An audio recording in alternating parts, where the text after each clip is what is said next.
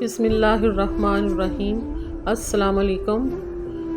Welcome to my channel Sabeen with voice کو subscribe کریں، like کریں اور شیئر کریں۔ میری کہانیاں آپ فیس بک پہ بھی دیکھ سکتے ہیں، اس کا لنک میں ڈسکرپشن میں دے دوں گی۔ آج جو میں کہانی سنانے جا رہی ہوں وہ بہت ہی ہماری ایک دکھی بہن کی کہانی ہے جس کا نام گلناز ہے، اور گلناز ہی کی زبانی۔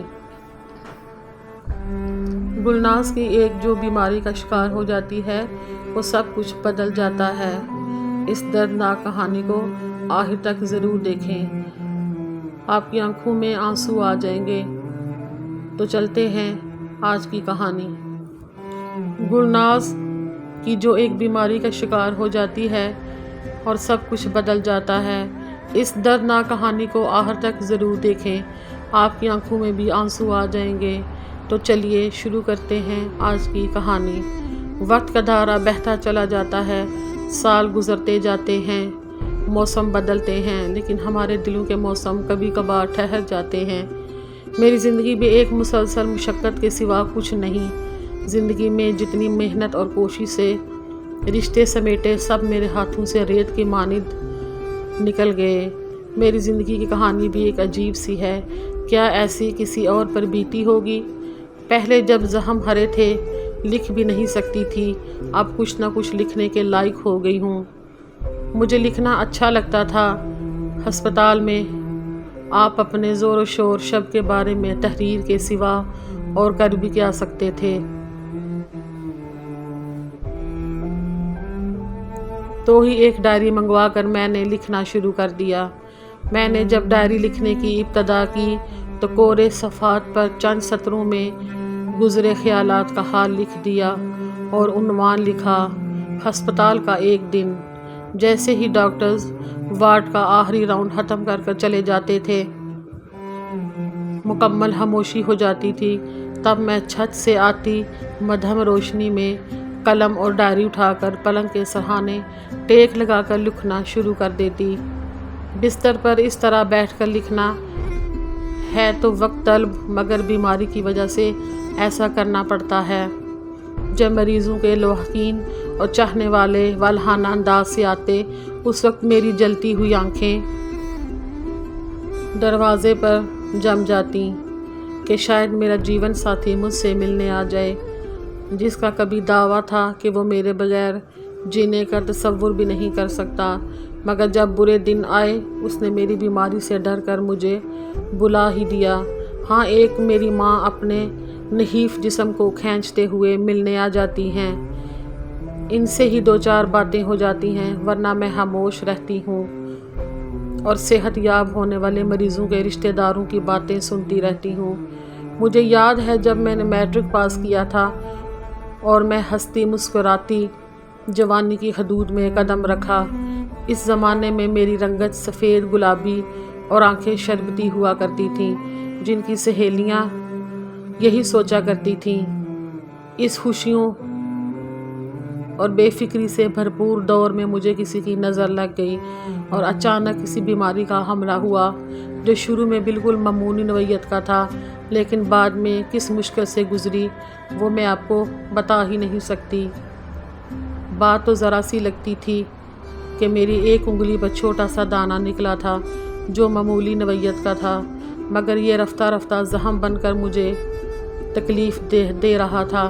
میں نے عام دانہ سمجھ کر اس پر کوئی توجہ نہیں دی کہ آخر یہ زخم خود بخود بھر گیا۔ اسی دوران خالو جان اپنے اکلوتے بیٹے کے لیے میرا رشتہ مانگنے آ گئے اور والدین نے سراج کے لیے ہاں کر دی۔ ان دنوں میرے دل میں اچھوتے جذبات تھے۔ میں نے گھریلو کاموں میں دلچسپی لینا شروع کر دی، خانہ داری سیکھی کہ اپنی آئندہ زندگی کو کامیاب اور شاندار بنانے کے لیے خواب دیکھ رہی تھی، اپنے سپنوں کے محل سجا رہی تھی۔ اس وقت رات کا 1 بج رہا ہے، وارڈ میں سبھی مریض سو چکے ہیں، لیکن میں اس وقت اپنی زخمی انگلیوں پہ بے دق تمام اپنی زندگی کی کہانی لکھ رہی ہوں۔ شاید اس طرح میرے دکھ کا مداوع ہو جائے کہ جس کا علاج کسی کے پاس نہیں ہے۔ مجھے آج فضا میں حد سے زیادہ بے چینی کھلی محسوس ہو رہی تھی۔ میرے آس پاس اس وقت کوئی شے آئندہ اور پرکشش نہیں ہے، صرف ان پھولوں کے سوا جو میرے ایک مایوس مریض سمجھ کر کوئی تحفہ دے گیا۔ مجھے وہ دن آج بھی شدت سے یاد آ رہے ہیں جب میری شادی کی تیاریوں میں گھر بھر مصروف نظر آ رہا تھا اور چھوٹا بھائی جدائی کے خیال سے افسردہ ہو کر مجھ سے بار بار لپٹ جاتا تو میں اس کو گلے لگا کر رو پڑتی۔ دن پر لگا کر اڑ گئے، لیکن آج بھی میرے کانوں میں کبھی کبھی شہنائی کی آواز اور سہاگ رات کے گیت گونجتے ہیں۔ ہم سفر کے ہمراہ پہنچ کے خوشبودار پھولوں کے سائے میں نے ایک دل نشین سفر کے خواب سجائے تھے۔ مجھے اپنا وہ چھوٹا سا خوبصورت گھر یاد آتا ہے جس کی دیواروں پر پھولوں سے لدی بیلیں آرام کرتی تھیں۔ میرے جیون ساتھی سراج کو میرے ہاتھ کے پکوان بہت پسند تھے۔ وہ ہر وقت سب کے سامنے میری تعریفیں کرتے رہتے تھے۔ پرہیزگار حالو بھی میرے مشرقی اتوار سے بہت خوش تھے۔ ہمارا گھر تو جیسے جنت نظیر تھا، لیکن تقدیر کے ناگ نے بہت جلد میری خوشیوں کو ڈھس لیا اور یہ زہر آہستہ آہستہ میری زندگی میں سرایت کرنے لگا۔ شادی کے بعد میں نے سوچا بھی نہ تھا کہ میرے جسم کے اندر کوئی بیماری جڑیں مضبوط کر رہی ہے۔ اس دوران مجھ پر ایک بیماری کا حملہ بھی نہیں ہوا تھا۔ میرے دائیں ہاتھ پر صرف ایک ددینہ سا زخم کا نشان تھا جس کو میں نے اپنے ان مسکراتے دنوں میں بھی کبھی غور سے نہیں دیکھا تھا، لیکن اب پھر سے میری سفید مہروتی انگلیوں کے جوڑوں پر زخم بننے لگے اور آخر یہ زخم گھریلو ذمہ داریوں میں پریشانی پیدا کرنے لگے۔ ان زخموں کی وجہ سے میں اپنے شوہر کو وقت پر کھانا بھی نہیں دے سکتی تھی۔ کبھی ان کے کپڑے دھو کر استری کرنے میں تاخیر ہو جاتی۔ وہ میری بیماری کے متعلق جانتے تھے، لیکن اپنی کاروباری مصروفیت کی وجہ سے ڈاکٹر کے پاس نہیں لے جا سکتے تھے۔ میں بھی اصرار نہیں کرتی تھی، البتہ خود علاج کراتی رہتی۔ چھپ کر پیروں فقیروں کے پاس جاتی، سوچتی کہیں ایسا نہ ہو میرے ہاتھوں کے یہ زخم میرے دل کے زخم بن جائیں۔ وقت گزرتا گیا لیکن زخم نہ بھرے۔ ان کو دیکھ کر خالو جان زبان سے تو کچھ نہ کہتے، لیکن ان کی نگاہوں سے ٹپکتی کراہت مجھے روح کو زخمی کر دیتی اور مجھے ایسے محسوس ہوتا کہ جیسے وہ بہت زیادہ نفرت کرنے لگ گئے ہیں۔ یہ وہی خالو جان تھے جو میرے کھانوں کی بے حد تعریف کرتے تھے، اب نقص نکال کر اٹھ کر چلے جاتے۔ انہی دنوں مجھ پر بیماری کا پھر حملہ ہوا۔ شروع سے معمولی نوعیت تھی کہ گھر انجام کار سراج پر مجھ سے دور رہنے لگے۔ ان کی چاہت کا رنگ پھیکا پڑنے لگا۔ میں خواب میں زندگی کے دل نشین سفر کے بارے میں سوچتی رہی اور میرے خواب یوں بکھرنے لگے۔ گھر کا ماحول کٹھن امیز ہو جاتا تھا۔ دیواروں سے لپٹی پھولوں کی بیلیں برہنہ ہو چکی تھیں۔ دھوپ اتر رہی تھی کہ ان پر خزاں چھا رہی تھی۔ اس کے بعد کے دنوں میں مایوسی میں آ گئی اور مجھ پر مایوسی طاری ہو گئی۔ یوں معلوم ہوتا کہ میری دعائیں بے اثر ہو جاتی ہیں، مگر قبولیت کے در کھلنے میں منتظر تھی۔ اس گھٹن زرد ماحول میں بھی گزارا کر لیتی، لیکن سراج جیسے نفاست پسند شوہر کو زخمی انگلیوں والی عورت کے ساتھ زندگی گزارنا ناپسند تھا۔ میرے خیال میں ایک عورت تو اپنی خوشیاں قربان کر کے معذور شخص کے ساتھ تو رہ سکتی ہے، لیکن ایک مرد بیمار بیوی کی وفا کے بدلے اپنے عیش و آرام کو قربان نہیں کر سکتا۔ اب یہ ہونے لگا کہ میں اگر ان کی کسی چیز کو چھو لیتی تو وہ آنکھ بچا کر اسے کباڑ خانے میں پھینک آتے اور میں خاموشی سے اس تحقیق کو سمجھنے پہ مجبور تھی۔ میں نے تنہائی میں رو رو کر اللہ سے دعا مانگی، اللہ میرے ہاتھوں کو زخموں کو ٹھیک کر دے تاکہ میری ازدواجی زندگی تباہ نہ ہو جائے، مگر یہ دعا خدا کی بارگاہ میں قبول نہ ہو سکی۔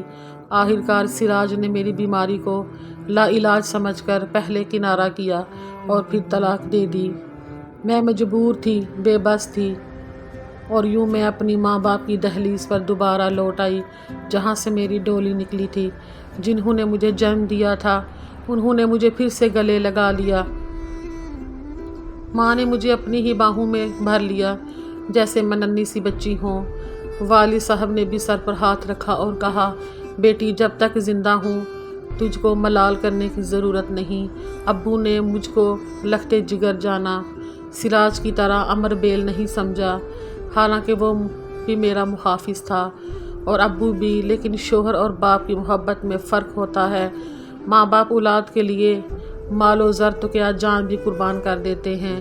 علاج کے لیے ابو مجھے لے گئے، نگر نگر گھومتے رہے، پیر فقیر، طبیب، سنیاسی، ڈاکٹر، حکیم، غرض کسی کے پاس لے کر نہیں گئے۔ کس کے پاس مجھے ابو نہیں لے کے گئے۔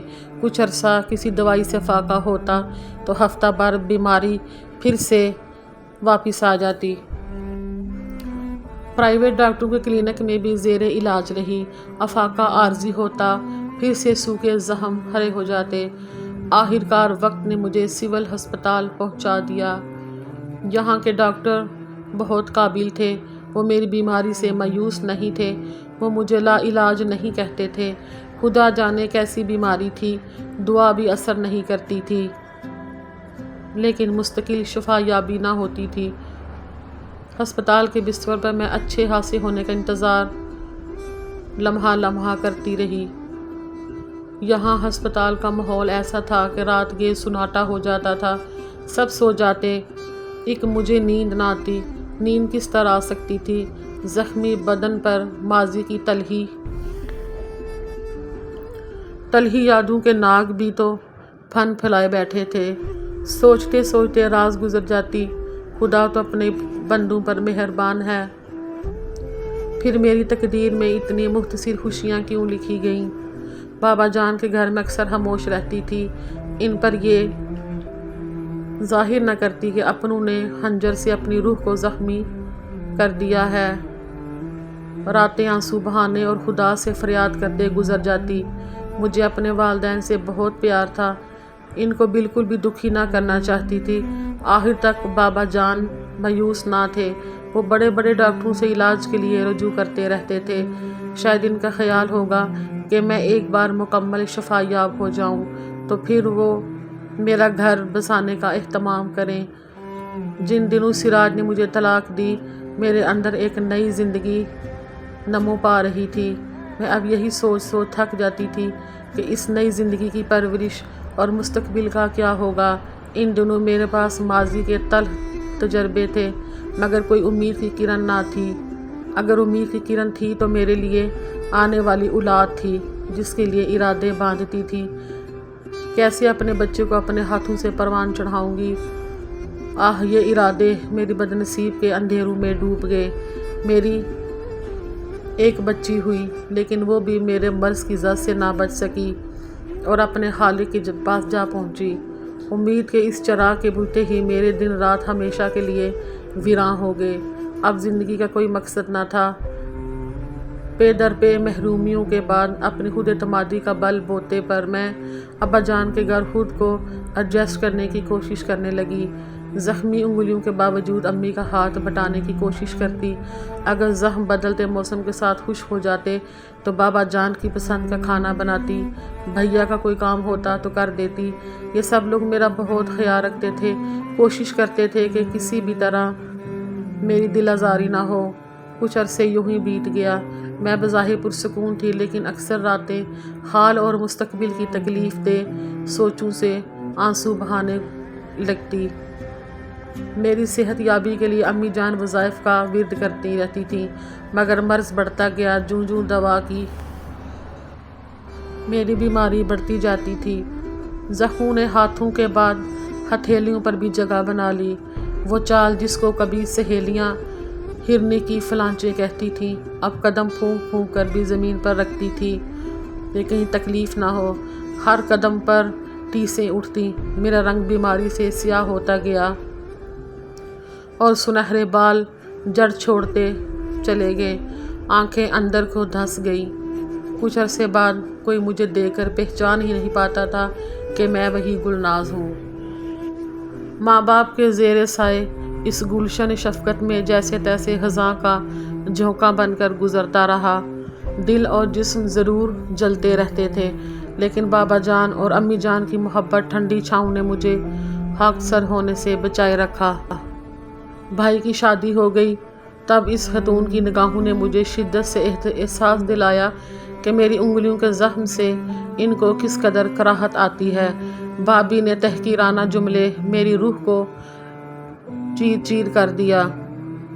ان کے آنے سے پہلے میری زندگی اگرچہ بے مقصد تھی، مگر میں نے اپنی زندگی ماں باپ اور گھریلو مصروفیات کے لیے وقف کر دی تھی۔ یہ صرف میری قوت ارادی ہی تھی اور والدین کی محبت کا کرشمہ تھا جس نے مجھے اس حال میں بھی طاقت بخشی ہوئی تھی۔ اب گھر میں ایک ہی فرد ایسا تھا جس کی چبھتی نگاہیں مجھے جینے نہیں دیتی تھیں، اور وہ یہ بھابھی تھی جو میرے ہاتھوں کو دیکھ کر بہت نفرت کرنا شروع ہو گئی، میرے تمام وجود سے کراہت محسوس کرتی تھی۔ وہ میرے پاس بیٹھنے سے، مجھ سے کلام تک کرنے سے بھی ڈرتی تھی۔ میں جس شے کو چھو لیتی وہ اس سے دور بھاگتی۔ یہ دن بہت کٹھن تھے۔ میں اپنے والدین کے گھر میں اچھوت ہو گئی۔ بابا جان کی طبیعت خراب رہنے لگی۔ میں اپنی بیماری کے باوجود ان کی خدمت کرتی۔ بالآخر بابا جان کا سایہ بھی جاتا رہا۔ ان کی وفات کے بعد تو مجھے یوں لگا جیسے دوپہر کی تپتی دھوپ میں ننگے پاؤں نکل آئی ہوں۔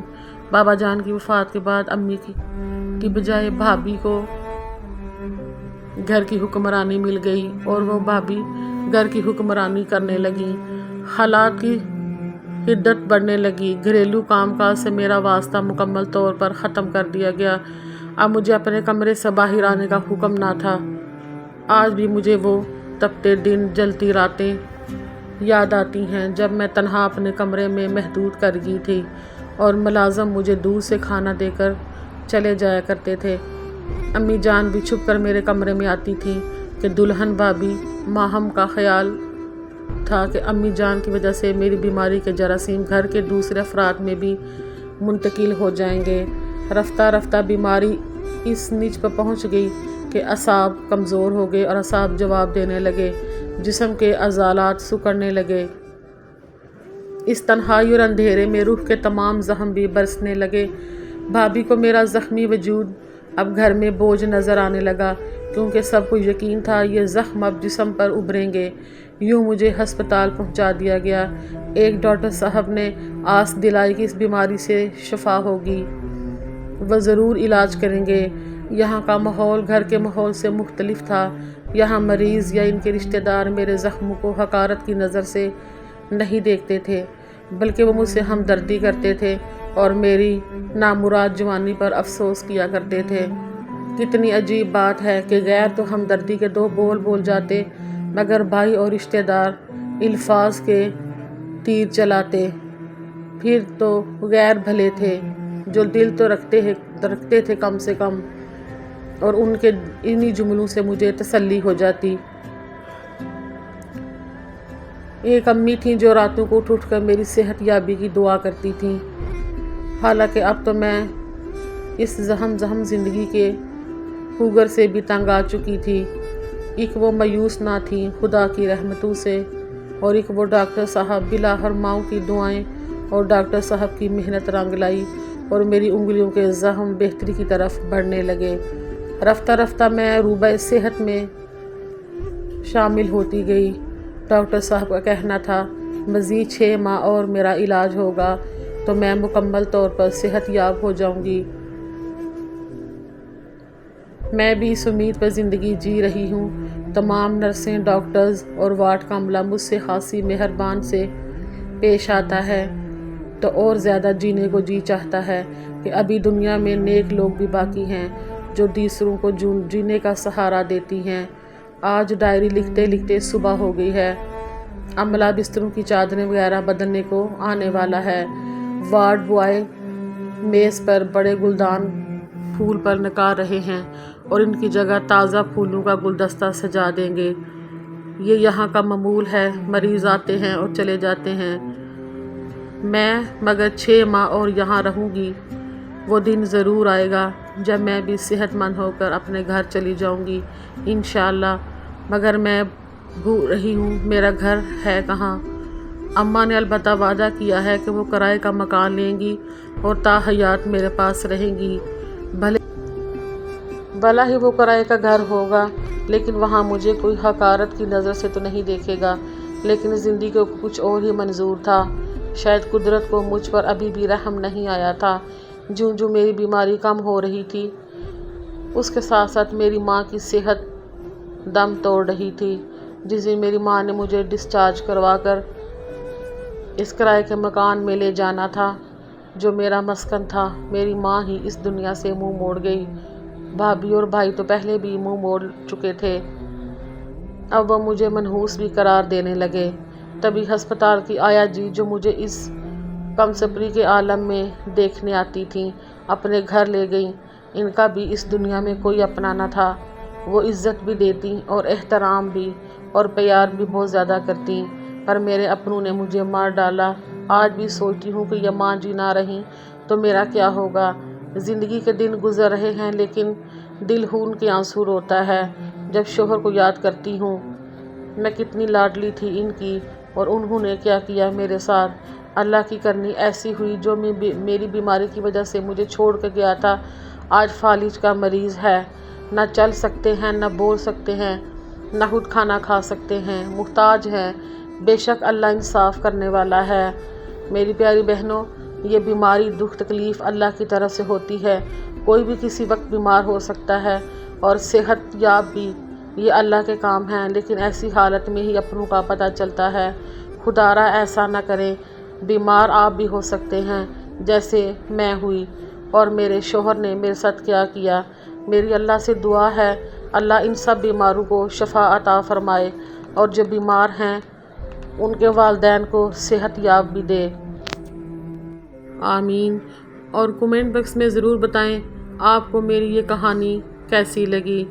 और इसी के साथ मैं आपको कुछ अशार सुनाऊंगी जो मुझे बेहद पसंद हैं। शुक्रिया।